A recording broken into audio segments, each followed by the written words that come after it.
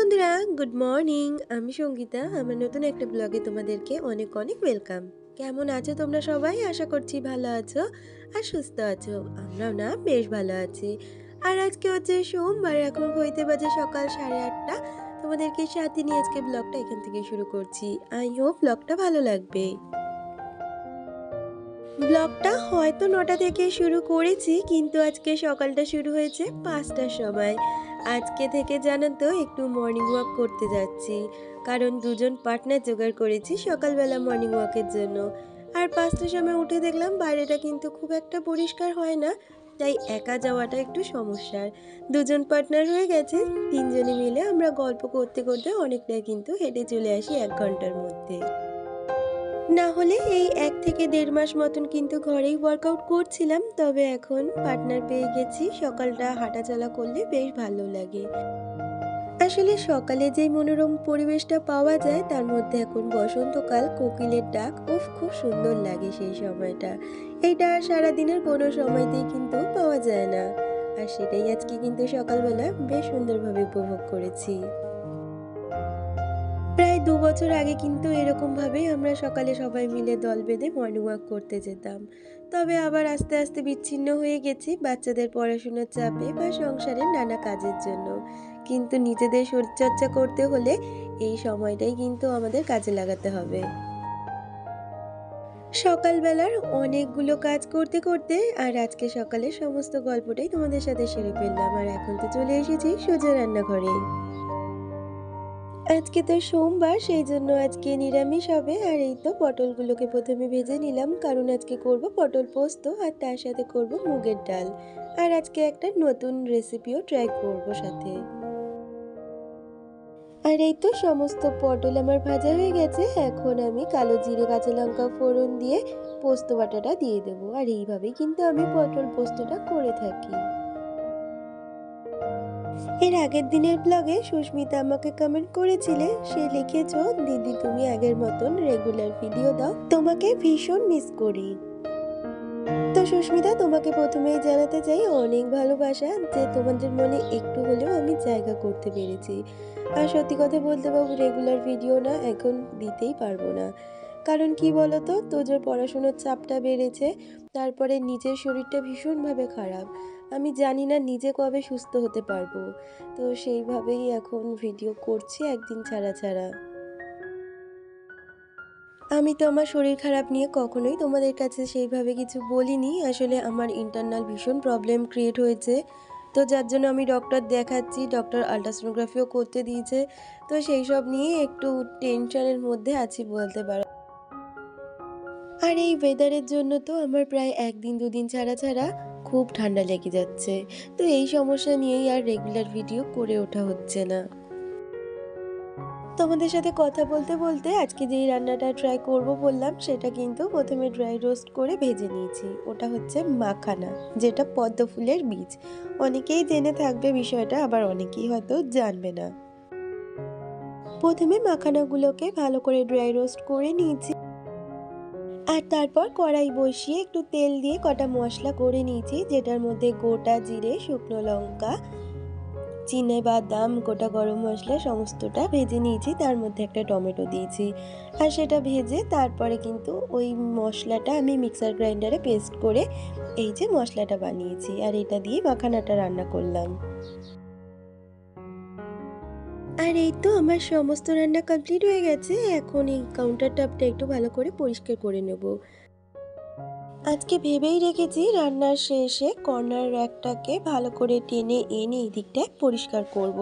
কারণ এই জায়গাটা প্রতিদিন তো আর পরিষ্কার হয় না, সেই জন্য। আর কিছুদিন আগেই মাছ ভেজেছি, মাছের তেলটা না ছিটেই দেওয়ালে গেছে।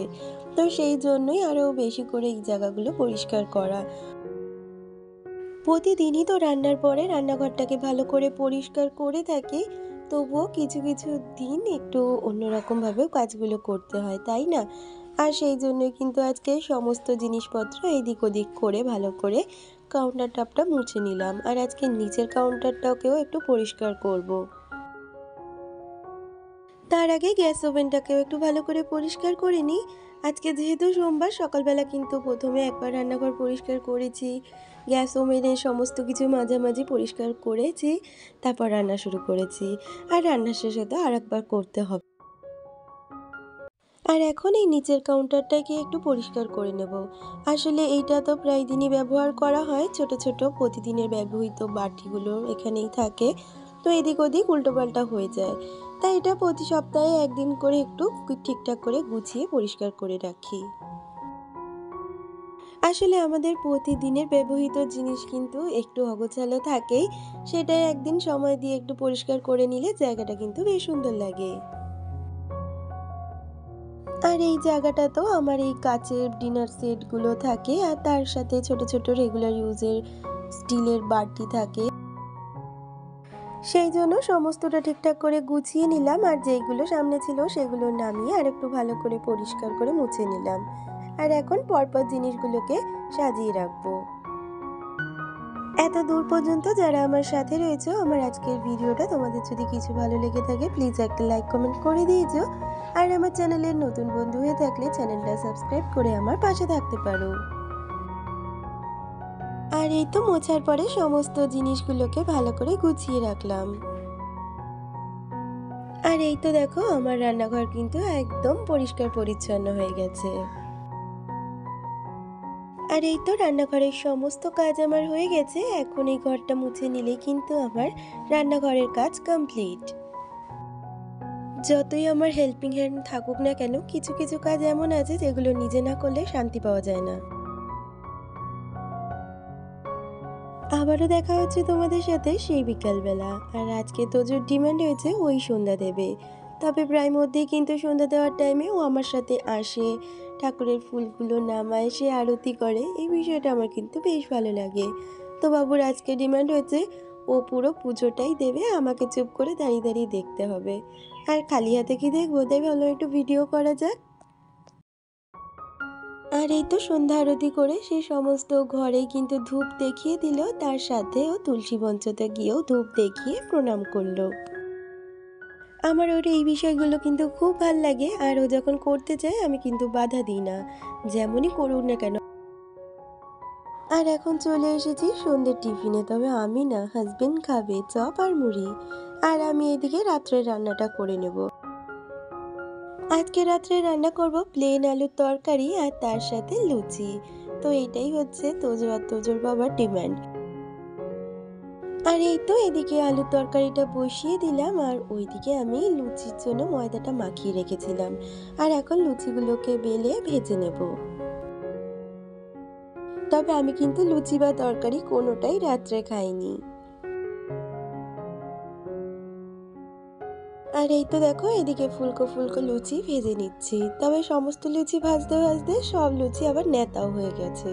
তো এই নেতা লুচি আমার কোনো দিনই পছন্দের না। আর এই তো রাত্রে রান্না বান্না কমপ্লিট, এখন রান্নাঘরটাকে একটু পরিষ্কার করে নেব, তারপর ওদের খেতে দিয়ে দেব।